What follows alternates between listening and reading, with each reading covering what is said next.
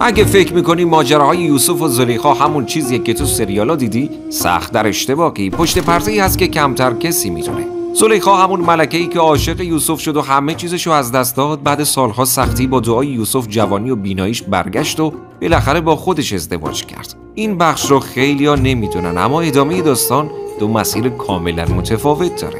روایت اول میگه بعد از مرگ یوسف زلیخا انگار دوباره دنیاش خراب شد. 3 روز تمام کنار قبرش گریه کرد تا جایی که از حال رفت و همونجا جان داد. اما روایت دوم تاریک‌تره. آسنات همسر اول یوسف حسادتش به زلیخا تموم نمیشد، چون یوسف از بچگی زلیخا رو میشناخت و همیشه یه جای خاص تو دلش داشت. آسنات کم کم تصمیم گرفت زلیخا رو حذف کنه و در نهایت تو غذای زلیخا زهر ریخت. بعد از مرگ زلیخا هم با افتخار اعتراف کرد و به زندان افتاد. سرنوشت زلیخا هر کدوم از این روایت‌ها که واقعی باشه یک چیز قطعی داره: این زن عاشق‌ترین و تراژیک‌ترین چهره داستان یوسف بود. اینجا جاییه که تاریخ واقعی گفته میشه، نه نسخه تلویزیونی. سابسکرایب کن.